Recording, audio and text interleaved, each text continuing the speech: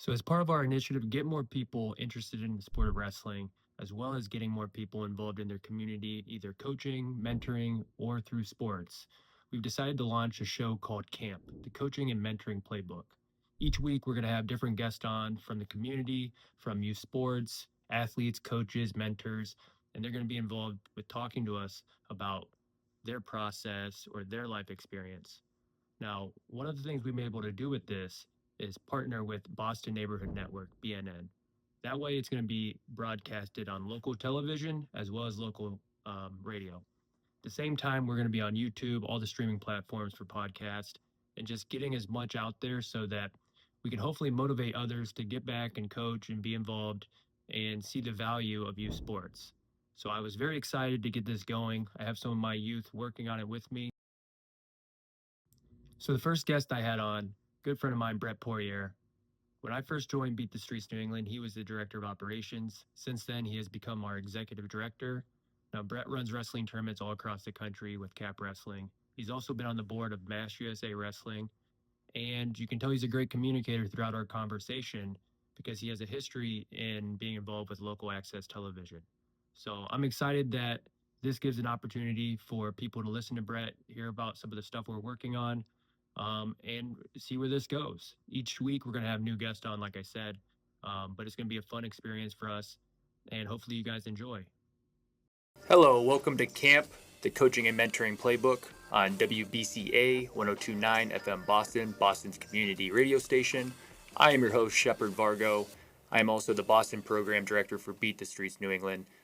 On Camp, we want to have conversations around coaching, youth development, leadership, sports culture.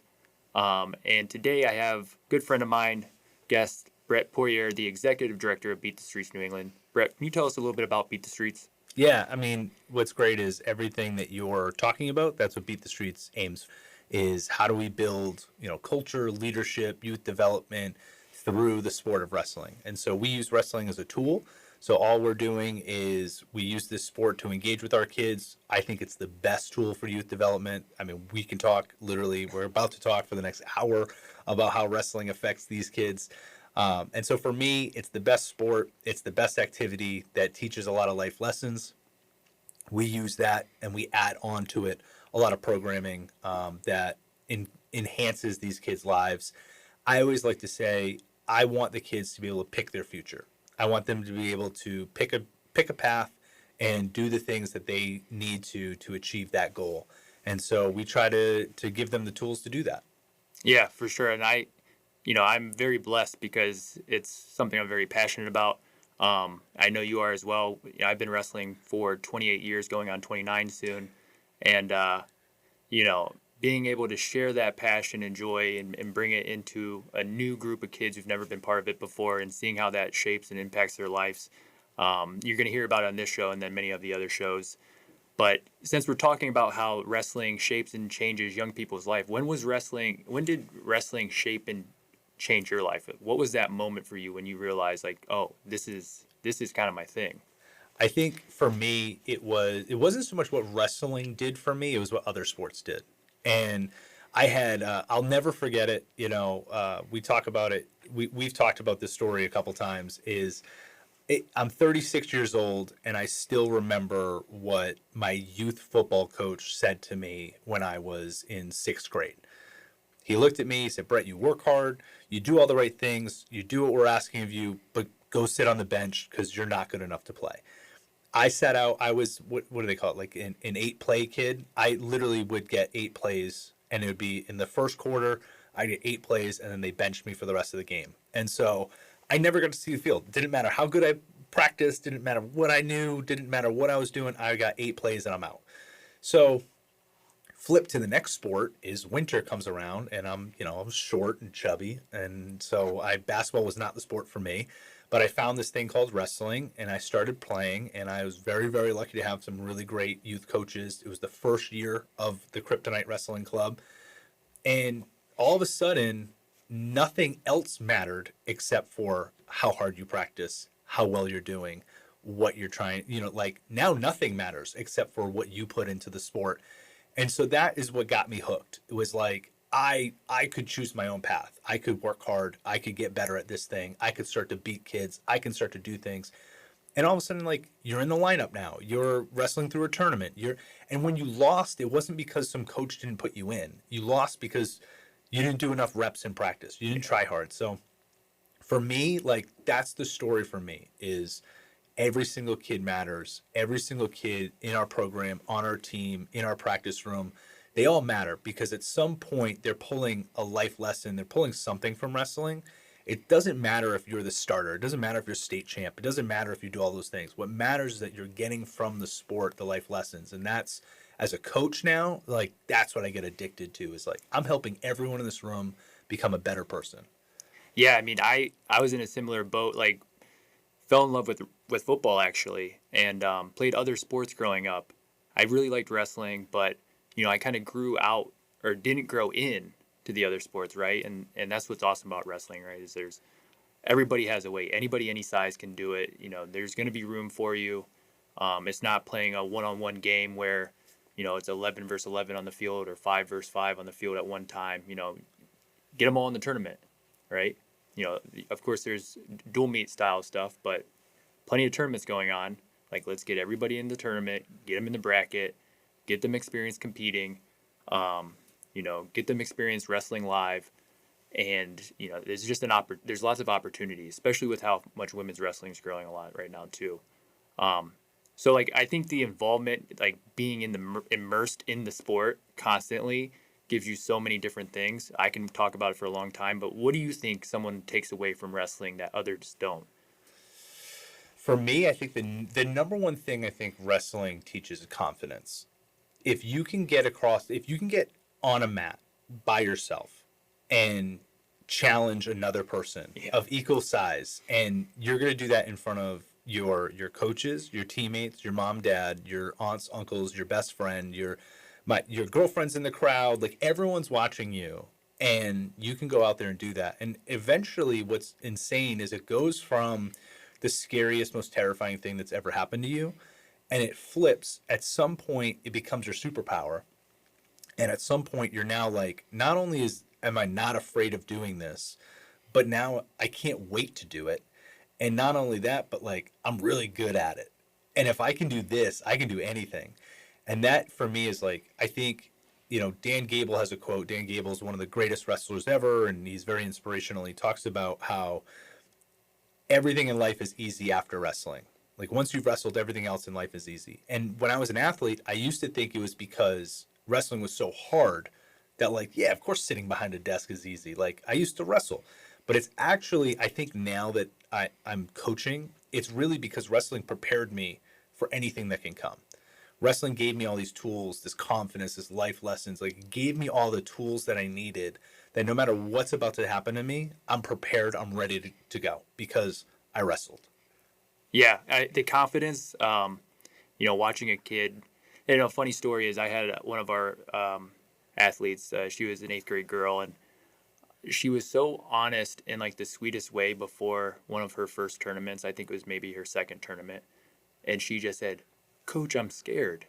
And that just hit home because I was like, I've been there, we've all been there. That's like the truest thing. Everybody who's ever stepped on the mat, it takes so much courage to get out there and as a coach, like, first and foremost, when you have a young athlete, you just take so much pride when you finally see them put the foot on the line and they're competing. And then the more comfortable they get, like you said, it's really cool to watch. And I will always remember that moment, because I grew up in the sport at a very young age. When I was like 5, started wrestling, and I didn't have the courage to say to my coach, "I'm scared." Yeah, I was that age, but guess what? I saw your youth coach, though. That guy, he's an intimidating dude. Yeah, that's hilarious. Yeah. So I sent him a photo of my youth coach from the NCAA tournament, and like, dang, dude, Ohio youth coaches look like that? Yeah. He's a big burly guy. It's like, oh man. Cinder blocks for hands. Yeah. But yeah, seeing our kids go through that and her being honest and authentic in that moment, and being able to coach through that is like an awesome experience. And starting in middle school, you kind of will see that more often versus kids maybe who started earlier. And are like I was and was hiding it, even though it was 100% there, you know. And by the time you get in high school, or maybe if you compete in college, like you learn how to deal with that. And that's the same as when you step up and do public speaking, right? Everybody's afraid of public speaking. That's like an important ability to be confident through those scary moments. That's a huge takeaway for wrestling from me. The other thing that I think, I'd like to hear your thoughts on this, is like everybody always thinks like wrestling is one on one. We were talking about confidence because it is one on one, but the community, like the community in the practice room, I think there is something that is a little bit tighter in the wrestling community than other sports can really get to as easy. You know, I would say other sports you have like a sense of community, and the longer you're in it, maybe it gets really deep. But wrestling, you almost get like immersed right in it because of just how challenging the sport is, because everybody's dealing with this. What are your thoughts on that? I think one of my coaches from high school, his name's Dan Tebow. He used to do, I don't know if you've ever heard of Zig Ziglar. Yeah. So he was known for all these little quips, all these little sayings, all these little things that like he had all these inspirational quotes, and you'd be going through it and he'd come by and give you a Zig Ziglar. And so he had all these different interesting ways to put things. And one of the things that we were talking about, once I started coaching, we were sitting, you know, in one of our coaches meetings, and we're sitting down, and he says, wrestling is an individual sport in a team atmosphere. And it was very interesting to hear that and like put that in a way that I understood, because it is an individual sport. You're doing it for yourself, but there is this team aspect to it. And what's really cool is when you start to realize that the harder you work, the better you get, the more you contribute, the more you mean, like all of a sudden the team around you starts to get better. If I can push my partners, if I can work a little harder in the room, all of a sudden everyone around me starts to get better. And then all of a sudden you start to realize like what leadership is. Leadership is now not only am I working on myself, but I'm going to start telling the guy next to me to start working hard. And you know, once you start to build leadership, then you can start to build accountability. And now all of a sudden I'm trying to lead you, so now I'm accountable to you, right? Yeah. And now we're accountable to each other. And now you start to build, that's when you start to build that community around it. Because now if we're all holding each other accountable, if we're all going for the same goal, we're all trying to achieve the same thing, we're all working together, you really start to build in a different way. It's not like in football where I'm the left guard and I got to do my one job, and you know, if I don't do my job, the quarterback's gonna get sacked. It's different in the sense that like I'm trying to achieve my goals, but I want you to achieve your goals. And in order for us to do that, we need to do this together. We gotta, if we're running sprints, it's hard to do it by yourself. But if we can do it together, we can get those sprints done. Let's go, right? And so it's a lot of that in it. And I think that's what builds the community, is like you start to realize, is you start to go from caring about myself to caring about everyone around you. And that's what builds that community. Yeah, you walk away from those like really tough practices like closer than ever, or walk away from like a tough dual meet, tough tournament, and you're like, wow, we just really went through it, you know, and we all shared that experience. And because the sport's so challenging in like such a positive way, like going through a shared, difficult, challenging experience where you learn something about yourself. Maybe you won, maybe you lost, but you guys rally together. I think one of the funnest things is when we do the dual style tournaments in the off season, and we get kids from different high schools in Boston or Providence and Silas's situation, and they train together a lot. They compete in the winter season against each other, but then like they're on a dual team together, and they've gone through all these challenging practice experiences, and they're such supporters of each other that you get to watch them like really root each other on at a match. And this younger generation, I think, is also like a lot more supportive than our generation was at those teenage years. So it's really fun to watch, man. I actually love seeing it. And I think, you know, it's one of those things that like fills your cup as a coach, right? We see it at a lot of levels, right? We see it at the high school level. You can see the kids start to get together. And then, like you said, like, and then it becomes like Boston's getting together. And then we have like our big trip coming up in June is we now go to nationals, and now New England gets together. And so it is really cool to see the community each level grow, and and the more the kids go through it, the bigger their community becomes. Mm-hmm. And it is that kind of idea. It's like when I'm wrestling for my high school team, I'm rooting for my high school team. When I go to states, I'm rooting for my buddies in Boston. And then when I go to, all states, I'm rooting for my section. And when we go to New England's, I'm rooting for my state. And when we go to nationals, I'm rooting for my region. Yeah. So it's like you kind of see it, and the community gets bigger and bigger and bigger. And it's it's awesome. The wrestling community is like one of the greatest communities. It's one of the best things that like I'm a part of. I really feel a lot of pride being a part of and a steward of, the wrestling community. Yeah. I think we heard a quote not too far back from, I'm drawing a blank on who it was, but we both connected to it. Like wrestling's like one of the last fraternal sports. Yeah. And, I feel very blessed to be part of that, and I think seeing when I first took over as Boston program director a couple years ago, we had kids who, I would talk to them about my college wrestling experience, and, they weren't interested in wrestling in college, but now they have fallen in love with this sport.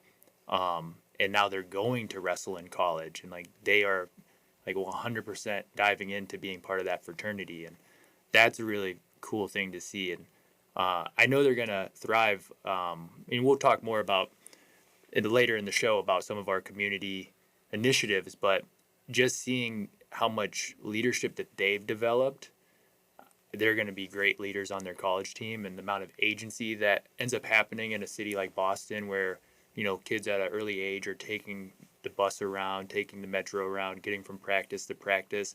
By the time they're like really bought in as a junior or senior in high school, like if they have been leaning into the sport the way we are trying to get them to lean into the sport and falling in love with the community and what we're trying to offer them, like their leadership skills are beyond what I see from a lot of the college kids that I've been involved with. So we were talking about just what wrestling's been like in our life, some of the things we've seen, some of the things that we experience as growth within the sport, our youth experience in the sport. Can you tell us a little bit more about what it's like being such a steward of the sport? Because both you and I, me in Boston and you in New England as the executive director, I think we take great pride in being a steward of the sport, growing in the New England region, growing in the cities of Boston, Providence. What does that detail actually mean? Because we sometimes are doing quite a bit of different things, more than just running a wrestling practice, right? I think for me, it's always been in me to want to grow the sport. And I think a lot of people say that. And what most coaches or most people, when they say that, is more kids on my team. I want to grow the sport. I want to go from 50 kids to 80 kids. It's like, that's great. That's awesome. And I think that 99% of all coaches and all people out there, that's what they're going to do. When I was early on in wrestling, I realized when I started coaching, I was like 22, 23 years old. And, the former coach told me there's one thing you got to do. You got to go to this one state meeting, and you're going to set up your schedule. You're going to do every coach is going to be there. You got to go to this one meeting. I was like, all right. So I show up to the meeting. And they start the meeting by saying, hey, we got a spot on the board. We got to start filling the spot on the board. Who's going to step up? Now, this is my first year. I don't know anything. I'm 23. I just got handed this thing like 10 days ago. And I'm sitting here, and no one's raising their hand. So I finally was like, I'll do it. Like, whatever. And they're like, great. You're now a board member. And so that was 13, 14 years ago. And I become a Massachusetts Wrestling Association board member. And I'm like, that's how I got on. So now I'm a board member. And I'm like, I don't know what this means. So I start showing up to meetings. I start hearing about... Well, just talk about... That's such a moment that could just shift so many things. So many. Right? And just being a guy ready to step in and serve and, like, be passionate and be of service, like, that's pretty cool. I tell people all the time, that moment taught me, be the person to raise your hand. Yeah. Just be that person. Like... You never know, like, even if it's something small, like, hey, man, I need help with, like, can you do that? Yeah, I can do that. I'm the person, I can do that, right? And, like, that life lesson has changed the trajectory. I'm sitting here today as the executive director of Beat the Streets New England because I raised my hand that day, because 23-year-old Brett was dumb enough to put his hand in the air, right? And it's like, it's amazing. And so from there, I'm on the board for 5 years at that point, and I realized, like, wait a second, we're making all these decisions, we're doing all these things, and I'm watching it impact the sport. I'm watching us change the weight classes. I'm watching us change, the time of the weigh-ins and all these things. And all of a sudden, more people show up, or less people show up, or people complain about what you decided, or they're asking why they decided. You're starting to learn how to communicate ideas, and you're starting to realize, like, wait a second, like, I'm impacting the whole state with little decisions, like these little things that we're doing. Like, we're sitting in these meetings, we're talking, huge decisions are changing the state. And I'm like, wow, like, okay, so there's like responsibility here. The decisions I'm making are making big impacts. Well, after 5 years, the chairperson then, Steve, it was Steve Henry and Steve Lapalato. Two of them, they're up in North Andover. They're both still coaching. They're awesome. Steve Henry's still coaching. He's amazing. But so they step off the board, and we need a chairperson. And again, like, no one wanted it. No one wanted to do it. So I raised I'll be the chairperson. We'll see what happens. That year happened to be the year that we transitioned. We were not USA Wrestling in Massachusetts. We had stepped away from the sport. Well, me and a couple other members were like, to grow the sport, I think we need this. I think we need to be able to talk about USA Wrestling, join the national broadcast, or join the national, organization. Yeah. And so in my first year, I'm the one, like, I'm a part of the board that brought USA Wrestling to Massachusetts. So we made this decision, and now we're USA Wrestling Massachusetts, and we're, I'm the chairperson, and I had to go out to the, Colorado Springs, and we had to do all these things. And Which is where the Olympic Training Center is at, right? Yeah. For those listening. It was very cool. The Olympic Training Center is very, very cool. And I would say one of the coolest moments, you're going to get a kick out of, we were just talking about them. They bring us down, like, hey guys, like, there's a couple guys working out, if you want to come and watch them work out, like, you can do that. I go in, there's Jaden Cox just like working out. And I'm like, oh my God. It's like, if you walked in, if you're like, hey guys, you want to go into this gym real quick, and LeBron James is just practicing dunks, you're like, this is amazing, right? And it's like, no, like, this was like, I walk in and like, here's Jaden Cox working on like his singles and sweeps, and and I'm like, this is, he came up, shook everyone's hand, like, hey guys, thanks for coming, and it's like, oh my God, like, I'm starstruck. So yeah, it was amazing. And so you go through this process, and I started to realize, as someone who gives the opportunity to others to do their job, I'm giving the opportunity to other people to coach. I'm giving the opportunity for kids to compete. I'm giving the opportunity for these things. Like, yeah, I can coach Kryptonite, and that was my former team, was Kryptonite, and I was doing a great job. I put a lot of effort into Kryptonite. We had 80 kids on the team. Like, we were doing really, really well. But I also put a lot of effort into the state. And I'm watching as the state numbers are growing. I'm watching as like all these other coaches get to do what they want to do because what we're doing, and we're spending long nights on like all these little decisions. And so I got really into the impact that we could make on a bigger scale. And so now, as Beat the Streets New England, now I look at like, okay, I look at us as the professional standard. We should be the best. I think a lot of times people lean on the fact that you're a nonprofit, and I think you hear a lot of times you go to an event and it's not great, and they'll be like, well, they're just a nonprofit, or like you lean on this idea that like nonprofits for some reason don't have to be like professional. But I'm like, I look at it the opposite way. I get paid. This is my job. This is my full-time, everything I do. Same thing with you. Like, this is your full-time job. I need to be better. I need to justify to other people why I am in the position I'm in. And that sits on me. That weighs on me a lot. It's like, there's a lot of people that would kill to be in my position. Yeah. I'm very, very blessed to be doing what I'm doing. So I think it's like a responsibility myself, that I need to hold myself to a higher standard, because I need us to be the professional standard. I need to show other people what we can do. I need to help other people. I need to get to the point where we're promoting other people. We're promoting the good work that we're doing. And we have avenues now that I'm sure we'll talk about, like this street and this podcast and our media channels, like our social media. All of those things are avenues that we're using not only to promote what we're doing, but what other people are doing. We're putting on clinics. We're putting on coaches things. Like, all these things that we're doing is because I want to see wrestling grow, not just in the one team getting more kids, but we need more coaches, we need more officials, we need more tournaments, we need more events, we need more people coming to New England to wrestle. So it's like all these little decisions that we're making, and you're starting to see New England's getting better and better and better and better. And it's not just me, there's a lot of people doing this. Yeah.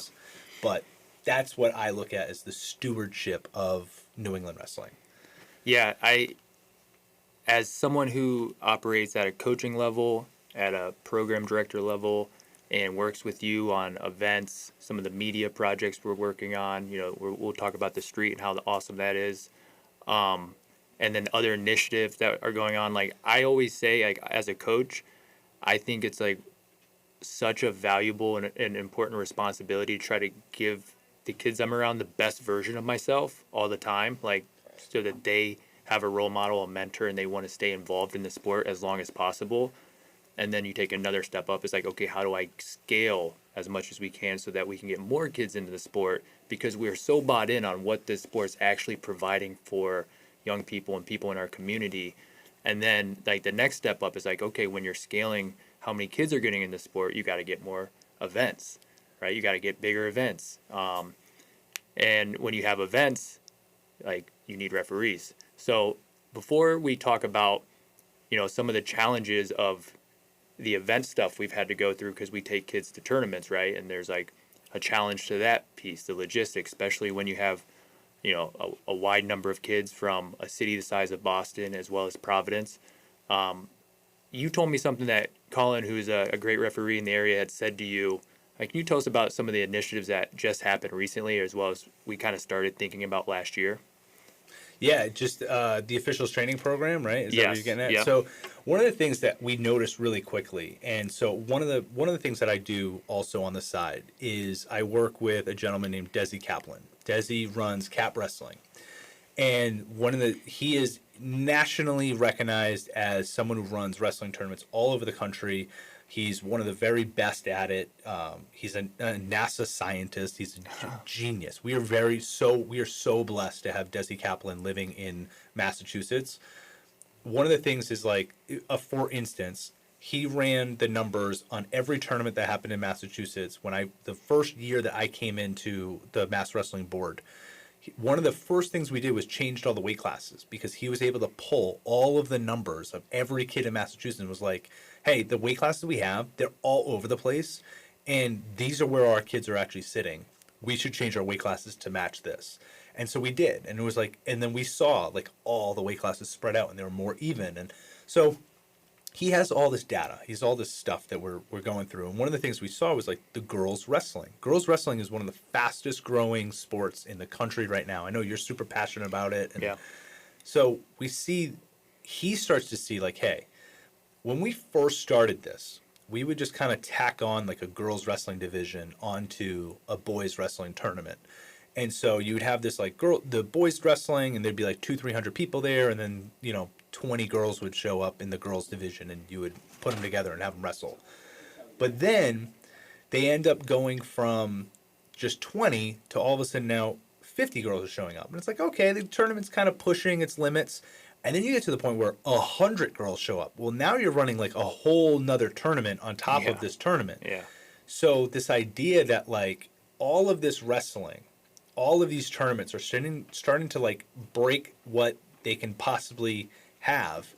And in that, they're getting to the point where you need to provide more opportunities for girls to wrestle. You need to provide more opportunities for them so that they have their own tournaments. They have their own space. Yeah. Because if girls wrestling is going to continue to grow, if it's going to continue to get bigger, then girls wrestling needs to have its own space in the world, which means you need more tournament directors because you need someone to run the tournament. Mm-hmm. You need more officials because you need someone to officiate the matches. You need more coaches because someone's got to take those girls to the tournament. So all of a sudden, this little tiny detail of like, hey, these tournaments are starting to run too long because there's more people wrestling in them, becomes this giant operational push of like, we need to be able to grow the sport, which means that not just your team needs to get bigger, we need to grow the sport where we're getting more people involved in the sport in its entirety. So that's where we started talking of like, how do we become stewards of this sport? How do we help this along? So we started the officials training program. Started working with Colin Pacelli. And as a kind of a joke, we started with old man wrestling, which is my favorite thing to talk about, getting us old guys back on the mat. But what ended up happening was we are a bunch of old fat guys that get back on the mat and we're like slogging through, right? But we're good at wrestling still. We're just a little slower, which is perfect for an official who's learning the sport for the first time to actually like do this. So we start using old man wrestling as a way to get officials to train. So we've done it now like 2 or 3 times. We've added now at this point, we've added about 20 referees into the system. And then this past weekend, we did, for the very first time, we actually teamed up with the Bears RTC, which is at Brown University. That's the regional training center, which is the Olympic level, training center. It's at Brown. They took a bunch of coaches. They trained about 20 coaches on like different coaching techniques, different things on this other style called freestyle. And then from that, we also took USA Wrestling sent the official development manager, Stacey Davis. They flew out Stacey Davis, and he took 20 officials and taught them. We went from last year, we had only 6 officials in the entire region, in all of New England. We had crazy. 6 officials who knew freestyle wrestling. We went to go host a tournament, and we realized we couldn't host a freestyle tournament because there were not enough officials. Yeah, we're laying down 15 mats, you know, and there's only 6 refs that can actually officiate. So and typically you need multiple refs per freestyle we mat. had a pivot. And so long story short, too late, but long story short, we start this process. This past weekend, we had 16 trained officials getting their first time in freestyle wrestling on the mats. We went from 6 last year. We had over double the amount of officials. So Stacey Davis walks away from USA Wrestling being like, oh my God, Massachusetts, New England, Providence, Rhode Island just hosted and just over doubled the amount of officials in one weekend. Yeah. He's going to take this idea, this concept that we just did. He's going to take this and he's bringing it back to USA Wrestling. That's awesome. And he actually told us, he's like, you guys need support. You guys need to do this more often. We need to send more support out to you guys. So this one little thing that we did is now going to grow and snowball. And I'm very excited about it. That's awesome. Yeah. And I think, it's easy for fans or coaches to give referees a lot of grief during certain moments. I know internally I've thought that before, I'm looking across the way at a guy who... Yeah. After every tournament, Shepard's like, man, these officials, man. There's some of them that I absolutely love. I mean, they're good people. They're great. They're great people, and they're doing their best. And I think we need to always try to put things in perspective like that because, this goes for all youth sports, right? When you have coaches and referees, and a parent can really give somebody grief because they didn't like a call or they didn't like a decision.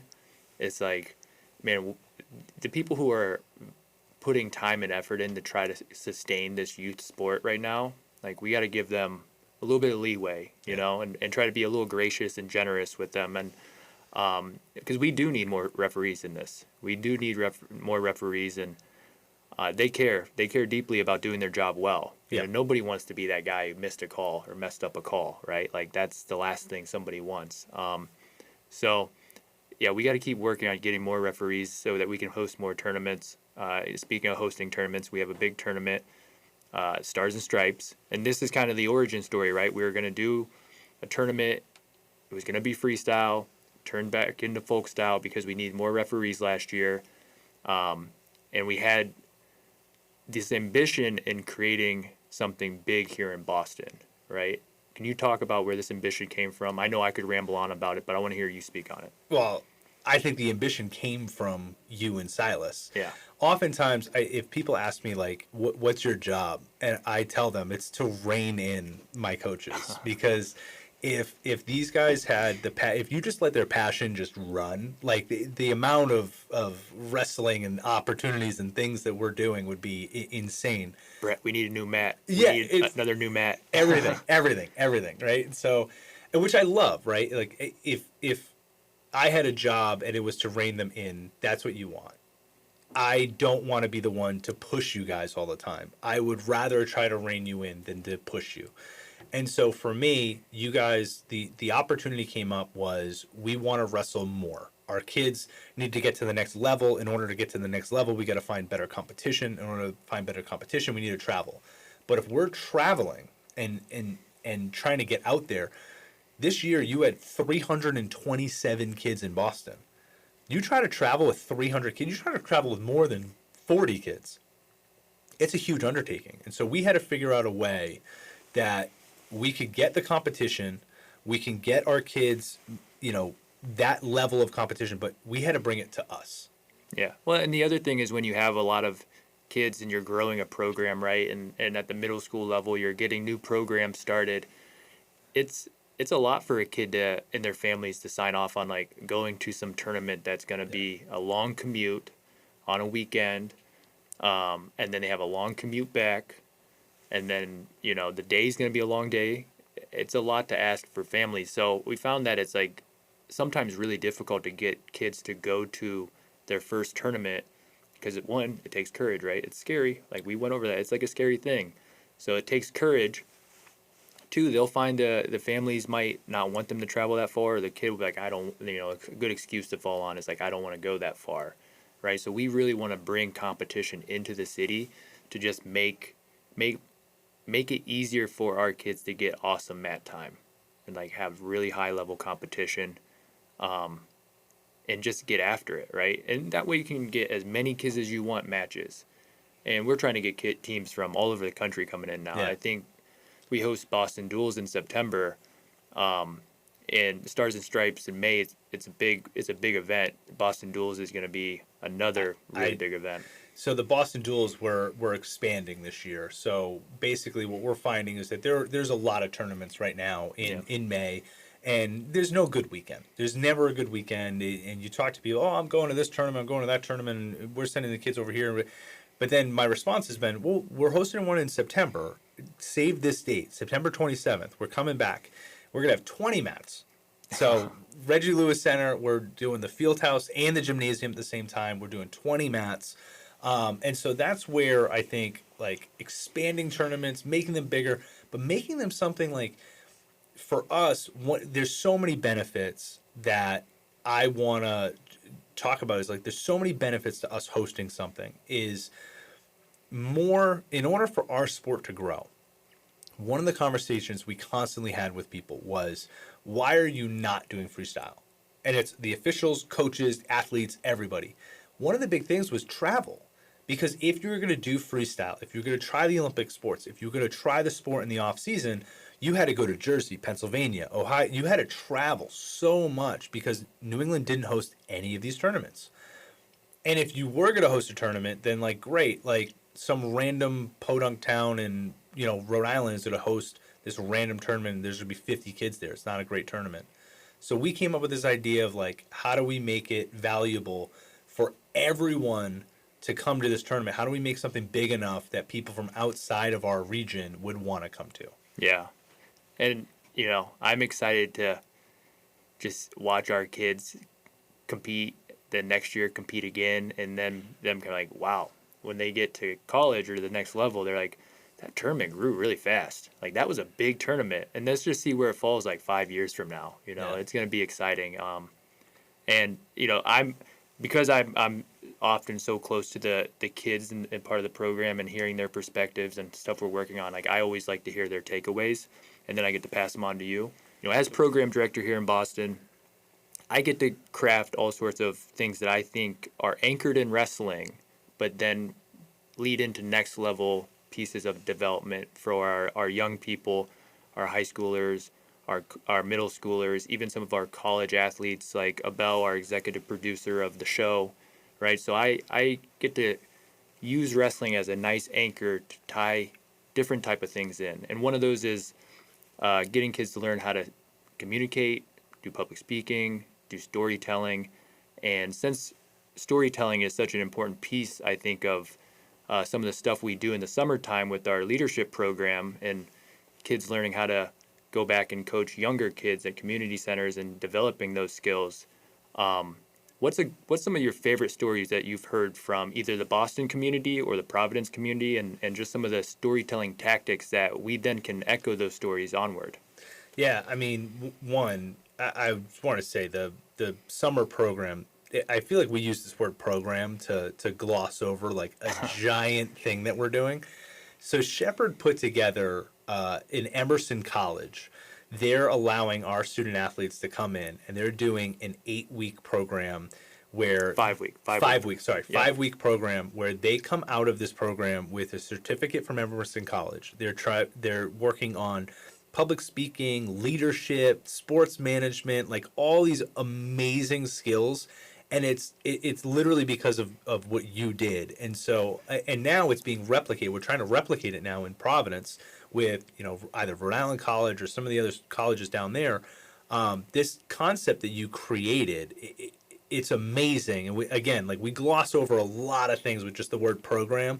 It's like, I almost want to just throw it to you. Like, can you just tell us a little bit about what you're doing in Emerson? Yeah. So this summer, last summer we did like a pilot with them being on campus doing this leadership development stuff and meeting with people who are either alums of Emerson who love what we're doing just because of like the civic engagement side of it, or they also maybe knew of Coach Jim Peckham, who's a legend at the sport here. If you don't know who Jim Peckham is, Google him. He was a legend in New England, Olympian, was the athletic director and the wrestling coach at Emerson for a long time.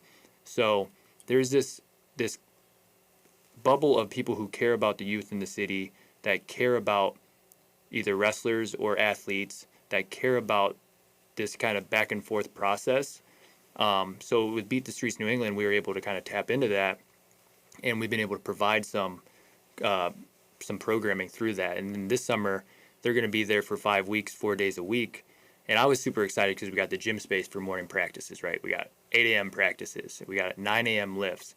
And then they're going to be working with faculty from the journalism department, from the communication studies department, from the school of communication. They're going to be learning all of these different things that we've gone over. And one of the big things that I'm really focused on them learning is learning how to do play call for wrestling matches, right? Because the goal is for them to then be able to record their home dual meets next year from the city of Boston and do play call for each other so that we can get them televised here locally in Boston. And that's just another way of what we're trying to grow the sport and get kids working on these type of skills so they can see the career options that exist in sports. So I mean, just look at right now. We have in our studio, we have Abel is running it, right? It's like all these little opportunities that we create. Yeah. And again, this is when I talk about like wrestling is just the start, and that's just the way we engage the kids.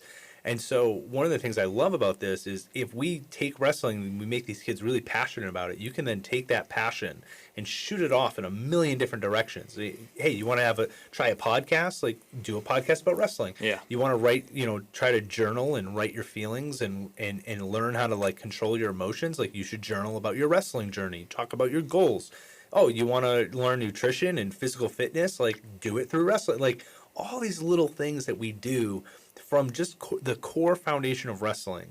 And then I'd say one other piece of that, right, is like the coaches and the mentors who build the relationships and build the trust. So that the sport and the relationship then leads to like pursuing and taking farther steps forward. Yeah, absolutely. I forget the question, the original question. Favorite stories. Let's hear a good story. Right. Story time. So story time. So I get 2 stories for you. So one is our first state champion at the Umana school. And I think that this story gets told, you can tell this story for 5 seconds or you can tell the story for 35 minutes because there's so much that goes into these little stories, right? I'll say her first name is August. So with August, she starts in this program. Our founder in Boston, Jose Valenzuela, starts this spring program with us. He's very, very persuasive, and he makes a phone call to the athletic director, and they start this spring program. And one of his former coaches, Tommy Simmons, who, again, I could talk for half an hour about Tommy. I am so impressed by this. Yeah, one of the best individual. Teachers in the state. I'll just say this really quickly. Tommy came to Umana. He did not know Spanish, and he realized that most of his students speak Spanish. So now he is fluent in Spanish, and he now coaches a bilingual practice where he coaches in Spanish and English. he came to me. He's like, "Hey, I'm not that great at coaching wrestling." I was like, "I don't care. You are such an amazing mentor. You are such an amazing person." So this now spurs into getting this girl August onto the team. Umana, literally, the kids challenge. They want this team. They force this team to happen. It now happens. August comes out. Her mom is like weary. Like, my daughter's gonna be doing what? Like, she's gonna be fighting other kids. Like, we're gonna bring her to a school and she's gonna fight some kid. Like, what are you doing to my child, right? And so now all of a sudden she goes out. She's doing it. The first time her family comes out is at the state championship.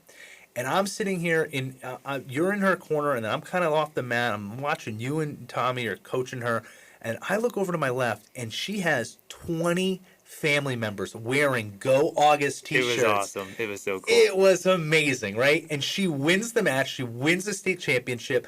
Her family gets lit up. They're going nuts. She comes off the mat. She jumps into their arms. And I'm like, this is what it's all about. Like, if you can't get into that, like, I'm getting chills right now. If you can't get into that, what are you doing? You know what I mean? And so I'm talking to the mom afterwards, and the mom is just like so excited about wrestling. She's now like, I'm all in. This is amazing, right? So that's one story. The other one is, again, at the Umana program. I'm over there watching Tommy. I'm blown away. I get on the mat, and I'm working out with some of the kids, right? And I'm just messing around with them, right? And I'm having fun. This kid's like 12 years old. We're wrestling, and I'm like, this is great. And it doesn't matter. You're a wrestling coach. You walk into any wrestling room, and they're all wrestling rooms, right? So I'm having a lot of fun. I come off the mat, and Tommy goes, "Hey, it's really great that you're working with him." And I was like, "Oh, like why?" Any other kid, like, why is it so great I'm working with him? He said, "Well, because last week his uncle needed to up his initiation numbers, and so he initiated him in a gang last week. And if he's not with us in this room, he's with his uncle on the street." And we talked about this the schools obviously know about this issue. The police are aware of these things, but like, there's only so much you can do. But for us, that means that he needs to be in front of us. Yeah. I need to know that we provide an opportunity for him to be in front of us, to be in front of good people, to be doing something healthy, to be doing something that's progressing his life. I need him in front of us. So now when you tell me, like, "Hey, Brett, we need an opportunity on Friday afternoon for wrestling practice," I'm like, it's my job to make sure that we have opportunity on Friday to wrestle. And so for me, like, that gave me not only like meaning and purpose, but that gave me the drive to be like, it is important that these kids are in front of us learning and getting better. Yeah. I mean, it's not much more things you can find that's more motivational than that as like a coach or as somebody involved in youth sports, you know, and that's why I think whether it's wrestling or any youth sport, like, we need to get kids into youth sports, and we need to provide access and make sure that, you know, kids don't have to travel too far or have all these other hurdles to get involved in something that can really change their life for such a great way. Speaking of that, because we're coming close to an end, if people want to learn more about Beat the Streets, how can they find us? We have so many different avenues of that people can go to. You can go to our website, btsne.org. You can learn all about our program and some of the things we're doing. I actually love if you would find us on Instagram. You know, if you want, you can go to our Instagram page, our Facebook page. But our Instagram page really does a good job of, like, not just telling the story, but like showing you like our kids and the wrestling and the programs that we're running and things like that. It's very visual. I love that. And I think my favorite thing we do is the street. You can pick up a copy of the street, you can find it, and that tells us our story in a comic book. That's a whole nother episode. Yeah. We'll have to go down that another time. Thanks for joining for the Coaching and Mentoring Playbook. I am the host, Shepard Vargo. You're on WBCA 1029, Boston, Boston's community radio station. See you next time.